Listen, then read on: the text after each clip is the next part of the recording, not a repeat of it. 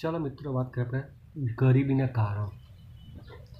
કોઈ પણ સમસ્યાના શ્રેષ્ઠ ઉકેલ માટે તે સમસ્યાના કારણો જાણીને તેને દૂર કરવાનો ઉપાયો કરવા જોઈએ. કોઈ પણ સમસ્યાના શ્રેષ્ઠ ઉકેલ માટે સૌથી પહેલાં તે સમસ્યાના કારણો જાણવા જોઈએ અને પછી તેને દૂર કરવાનો ઉપાયો કરવા જોઈએ.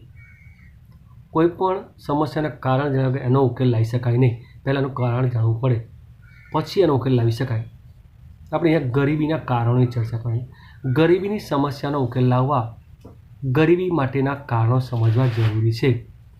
ગરીબીની સમસ્યા જો આપણે ઉકેલ લાવવો હોય તો ગરીબીના કારણો સમજવા જરૂરી છે. ભારતમાં ગરીબી માટેના મુખ્ય કારણો નીચે મુજબ છે. એમાં સૌથી પહેલું કારણ ઐતિહાસિક કારણ. કયું કારણ? ઐતિહાસિક. ઇતિહાસકારો જણાવે છે કે 17મી સદીમાં ભારત પ્રમાણ વધુ શહેરીકૃત અને વ્યવસાયિક રાષ્ટ્ર હતું. વેપાર ધંધા આપણા દેશમાં સૌથી સારા હતા. 17મી સદી સુધીના અંત સુધીમાં ભારતમાં વેપારમાં વાત કરીએ તો ભારતમાં વેપારમાં સુતરાઉ કાપડની નિકાસમાં મોટો હિસ્સો ધરાવતું હતું. વેપારની વાત કરીએ તો ભારત સુતરાઉ કાપડની નિકાસમાં સૌથી મોટો હિસ્સો ધરાવતું હતું. તેની સાથે સિલ્ક, મરી મસાલા, તેજાના, ચોખાની પણ નિકાસ કરતું હતું. બરાબર, એની પણ નિકાસ કરતું હતું. પરંતુ ભારતમાં અંગ્રેજ, ફ્રેન્ચ, ડચ જેવી પ્રજા આગમન બાદ તેની સંસ્થાનવાદી શોષણ નીતિને કારણે ભારતમાં ખેતી અને ઉદ્યોગોની હાલત કંગાળ બની ગઈ, કથળી ગઈ, પરિસ્થિતિ બગડી ગઈ. અંગ્રેજ શાસનકાળ દરમિયાન વિવિધ કારણોસર ભારતમાં ખેતી ક્ષેત્રની સ્થિતિ નાજુક બની હતી. અંગ્રેજ શાસન દરમિયાન ભારતમાં ખેતી ક્ષેત્રની સ્થિતિ બહુ નાજુક બની ગઈ. એક તરફ ભારતમાં ખેતી વરસાદ પર આધારિત હતી, ત્યાં બ્રિટિશ શાસને સિંચાઈ માટે મૂડીરોકાણમાં ખાસ રસ ધરાવ્યો નહીં. ભારતની ખેતી વરસાદ પર આધારિત હતી અને અંગ્રેજોએ આપણા દેશમાં સિંચાઈમાં મૂડીરોકાણમાં કોઈ રસ ધરાવ્યો નહીં. બીજી તરફ વારંવાર પડતા દુષ્કાળો, જમીનદારી પ્રથા, વધતી જતી મહેસૂલ, શાંત પ્રથા વગેરે કારણે ખેડૂત આર્થિક રીતે પાયમાલ તથા કંગાળ બની ગયો અને જમીનદારો, શાહુકારો અને મોટા વેપારીઓ દ્વારા અપાતા ધિરાણ અને વ્યાજના બોજા હેઠળ દબાઈ ગયો. ભારતમાં પડતો વારંવાર દુષ્કાળ, જમીનદારી પ્રથા, વધતા જમીન મહેસૂલો, શાંત પ્રથાના કારણે ખેડૂત આર્થિક રીતે પાયમાલ થતો અને જમીનદારો, શાહુકારો અને મોટા વેપારીઓ દ્વારા અપાતા ધિરાણ અને વ્યાજના બોજા હેઠળ દબાઈ ગયા. ખેડૂતો જમીન વિહોણા બનતા ગયા. ખેડૂત અને ખેતી બેહાલ બન્યા. પરિણામે ગરીબીમાં વધારો થતો ગયો. ખેડૂતો જમીન વિહોણા બન્યા, ખેડૂત અને ખેતી બેહાલ બન્યા. પરિણામે ગરીબીમાં સતત વધારો થતો ગયો. ઉદ્યોગ અને વેપારની બાબતમાં અંગ્રેજો દ્વારા ભારતમાં એવા પ્રકારની વેપાર નીતિ, કર નીતિ તેમજ ઔદ્યોગિક નીતિ અમલમાં મૂકવામાં આવી જેથી અંગ્રેજોને ભારતમાં વેપારીથી ફાયદો થાય. ઉદ્યોગ અને વેપારની બાબતમાં અંગ્રેજો દ્વારા ભારતમાં એવા પ્રકારની વેપારની નીતિ વેપાર નીતિ, કર નીતિ તેમજ ઔદ્યોગિક નીતિ અમલમાં મૂકવામાં આવી કે જેથી અંગ્રેજોને ભારતમાં વેપારથી ફાયદો થાય. ભારતની નિકાસો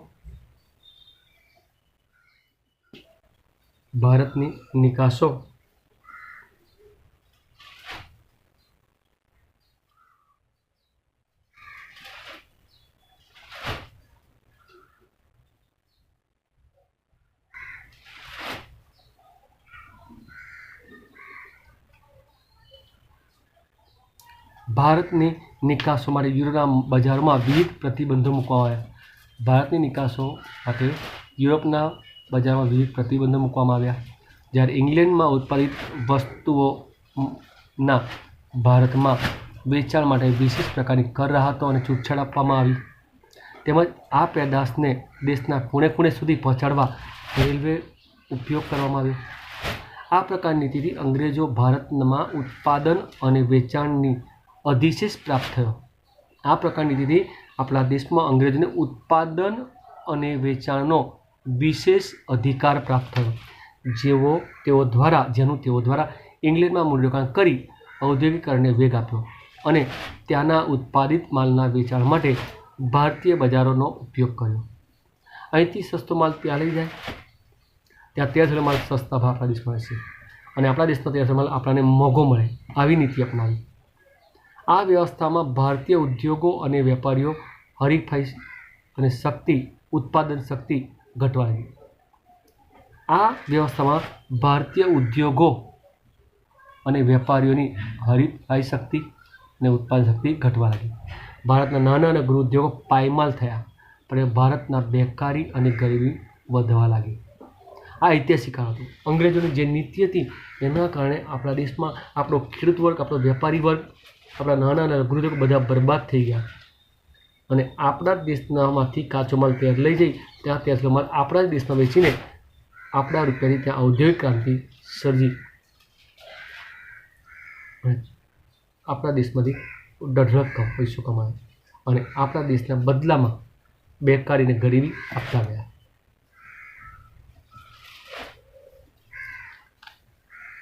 આ ઐતિહાસિક કારણ હતું. હવે વાત કરીએ બીજી ગરીબીની વાત કે ગ્રામીણ ગરીબીના કારણો. આપણા દેશમાં ગામડાઓમાં ગરીબી વધારે છે.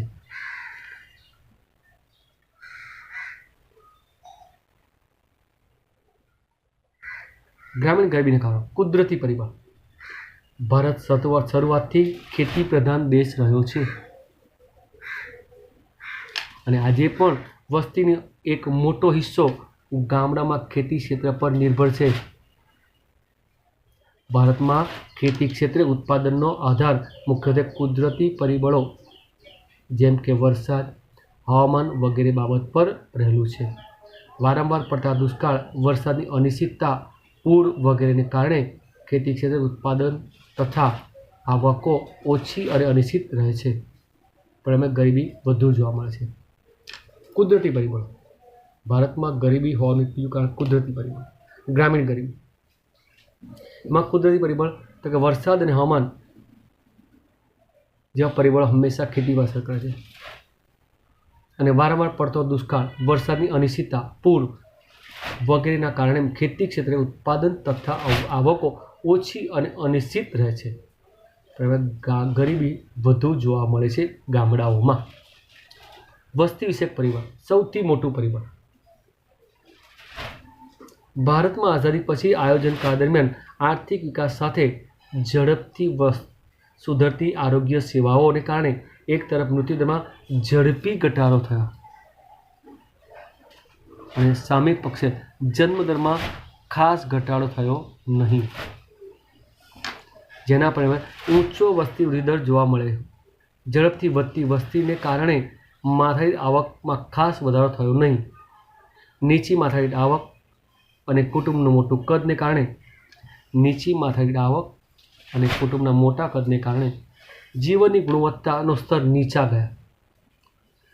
વધતી વસ્તીને કારણે શ્રમના પુરવઠામાં ઝડપી વધારો થયો, પરંતુ રોજગારી તકોમાં ધીમા દરે થયેલો વધારો ને કારણે વેતન દર ઘટતા ગયા.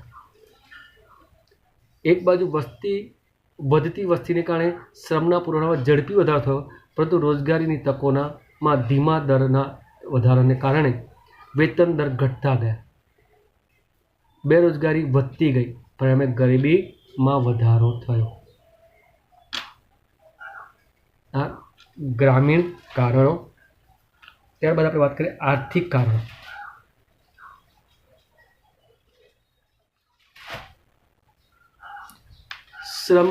શ્રમ દીઠ નીચી ખેત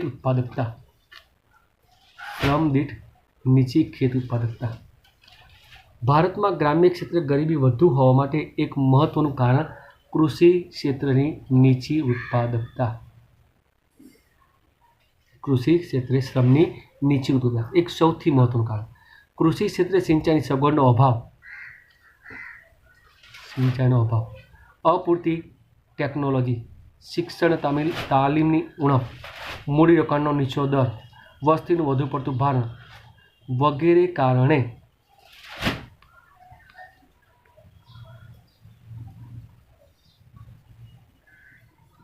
શ્રમ દીઠ ખેડૂત કરતાં નીચી રહી છે. પરિણામે ખેડૂતોની આવક નીચી રહેતા ગરીબીનું પ્રમાણ વધુ જોવા મળે છે. બરાબર ને? કયું કારણ? તો જમીન વસ્તી વધારો, નીચી માથાદીઠ આવક અને કુટુંબના મોટા કદ ને કારણે જીવનની ગુણવત્તામાં સ્તર નીચા ગયા. વધતી વસ્તીને કારણે શ્રમના પુરવઠા ઝડપી વધારો થયો, પરંતુ રોજગારી તકો ધીમા વધારાને કારણે વેતન દર ઘટતા ગયા અને બેરોજગારી વધતી ગઈ. બરાબર? આથી આપણે વાત કરી હતી એ ગ્રામીણ ગરીબી. હવે આર્થિક કારણોમાં પહેલું કારણ હતું શ્રમની દીઠ નીચી ખેત ઉત્પાદકતા. ભારતમાં ગ્રામ્ય ક્ષેત્રે ગરીબી વધુ હોવા માટે એક મહત્વનું કારણ કૃષિ ક્ષેત્રની નીચી ખેત ઉત્પાદકતા. કૃષિ ક્ષેત્રે સિંચાઈની સગવડનો અભાવ, અપૂરતી ટેકનોલોજી, શિક્ષણ તાલીમનો ઉણપ, મૂડીરોકાણનો નીચો દર, વસ્તી વધનું વધુ પડતું ભારણ વગેરે કારણે શ્રમ દીઠ ખેત ઉત્પાદકતા નીચી રહે છે. પરિણામે આવક નીચી રહેતા ગરીબીનું પ્રમાણ વધુ જોવા મળે છે. જમીન તથા સંપત્તિની અસમાન વહેંચણી. ખેતી માટે જમીન ખૂબ જ મહત્વની છે. ભારતમાં અંગ્રેજ શાસનકાળથી જ જમીનદારી પ્રથા જેવી વ્યવસ્થાને કારણે જમીન માલિકી મુઠ્ઠીભર જમીનદારોના હાથમાં હતી. અંગ્રેજ શાસનકાળથી જમીનદારી પ્રથા જેવી વ્યવસ્થાઓને કારણે જમીન માલિકી મુઠ્ઠીભર જમીનદારોના હાથમાં હતી. આ વર્ગ ખેતી સાથે પ્રત્યક્ષ રીતે સંકળાયેલો ન હતો. આ વર્ગ ખેતી સાથે પ્રત્યક્ષ રીતે સંકળાયેલો ન હોવાથી તેઓને ખેતી ક્ષેત્રના વિકાસ માટે મૂડીરોકાણમાં રસ ન હતો. બીજી તરફ જમીન પર ખેતી કરનાર ખેત મજૂરો કે ભાગ્યા હતા, જેમની પોતાની જમીન માલિકી ન હોવાથી તેઓ પણ ખેતી ક્ષેત્રે મૂડીરોકાણમાં રસ ન હતો. પરિણામે ખેતી ક્ષેત્રે ખેત ઉત્પાદન અને ખેત ઉત્પાદકતા નીચી રહેતા ગરીબીનું પ્રમાણ ઊંચું જોવા મળ્યું. બરાબર? અંગ્રેજોના શાસનકાળથી જમીનદારી પ્રથા જેવી વ્યવસ્થાને કારણે આપણા દેશમાં મુઠ્ઠીભર જમીન માલિકોના હાથમાં દેશની વધારેમાં વધારે જમીન એમની પાસે હતી. બરાબર? અને બીજું કે આ જમીનદારો પ્રત્યક્ષ રીતે ખેતી સાથે સંકળાયેલા ન હતા, એટલે એમને કોઈ રસ નહોતો. ખેતીમાં વધુ ઉત્પાદન થવામાં કોઈ રસ નહોતો. એમને તો એમની જમીન વધી મહત્વનું. જ્યારે બીજી તરફ ખેડૂતો જે હતા, જે ભાગ્યા હતા, એમને પણ વધુ ઉત્પાદનમાં રસ ન હતો. એમને ખેતીના મૂડીરોકાણમાં પણ રસ ન હતો. પરિણામે ખેતી ક્ષેત્રે ખેત ઉત્પાદન અને ખેત ઉત્પાદકતા નીચી રહેતા ગરીબીનું પ્રમાણ ઊંચું જોવા મળ્યું.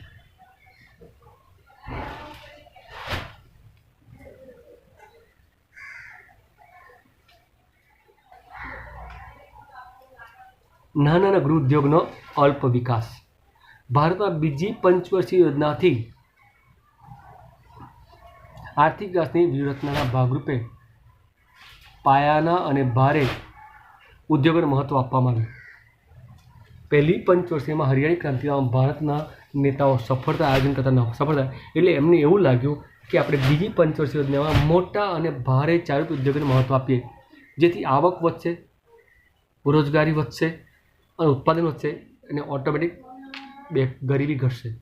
પરંતુ આખી ગણતરી ખોટી પડી. બરાબર ને? ગ્રામીણ ક્ષેત્રના નાના અને ગૃહ ઉદ્યોગો જેમનો રોજગારી ઉત્પાદન આવકમાં ખૂબ મોટો ફાળો આપે છે, તેની અવગણના થઈ. બીજી પંચવર્ષીય યોજનાથી આપણા આયોજન પંચે જે નીતિ અપનાવી એમાં ભારે અને ચારૂપ ઉદ્યોગોને વિશેષ મહત્વ આપ્યું. જ્યારે ગ્રામીણ ક્ષેત્રના જે નાના અને ગૃહ ઉદ્યોગો જેમનો રોજગારી ઉત્પાદન અને આવકમાં ખૂબ મોટો ફાળો હોવા છતાં તેની અવગણના થઈ, તેના પ્રત્યે ધ્યાન ન આપ્યું. આ ઉપરાંત ખેતીની સાથે સંકળાયેલ ઉદ્યોગો જેવા કે પશુપાલન, ડેરી ઉદ્યોગ, મત્સ્ય ઉદ્યોગ, મરઘાબતકા ઉછેર, મધમાખી કેન્દ્ર વગેરે ઓછા વિકાસને કારણે મોસમી બેરોજગારી પણ વધુ જોવા મળી. તેથી ગરીબીનું પ્રમાણ ઊંચું રહ્યું. ગરીબી ઘટીને બીજી પંચવટીમાંથી મોટા ઉદ્યોગને મહત્વ આપ્યું.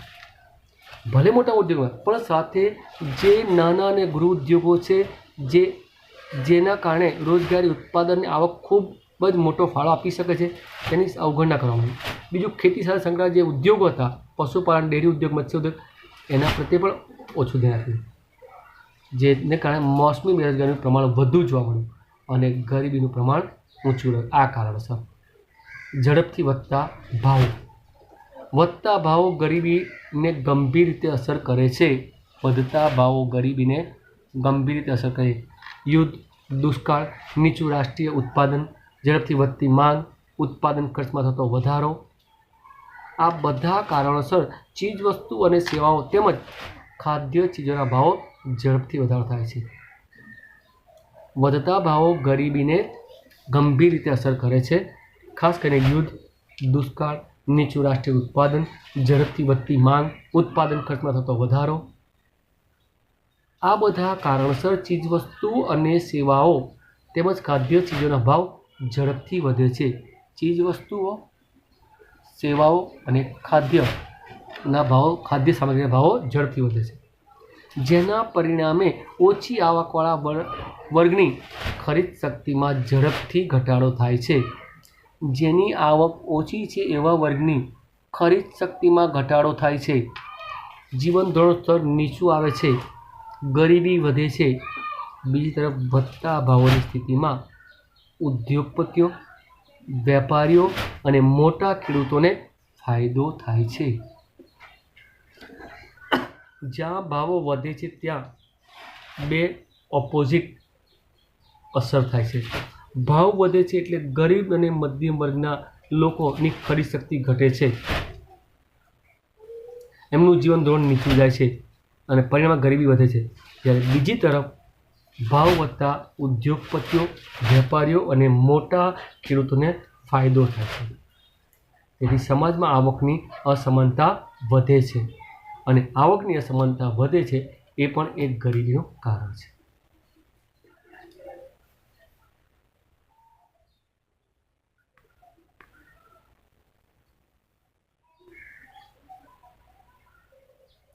બીજું કારણ બેરોજગારીનું ઓછું પ્રમાણ. આર્થિક કારણોની વાત કરીએ એમાં બેરોજગારીનું ઓછું પ્રમાણ. ભારતમાં મોટા ભાગની વસ્તી ગામડાઓમાં ખેતી ક્ષેત્ર પર નભે છે, પરંતુ મોટા ભાગની ખેતી વરસાદી ખેતી હોવાથી વર્ષમાં 1 કે 2 જ પાક લેવામાં આવે છે. ભારતમાં મોટા ભાગની વસ્તી ગામડામાં રહે છે અને ગામડાને ખેતી પર જ આધાર રાખે છે, પરંતુ મોટા ભાગની ખેતી એ વરસાદી ખેતી હોવાથી વર્ષના 1 કે 2 જ પાક લેવાય છે.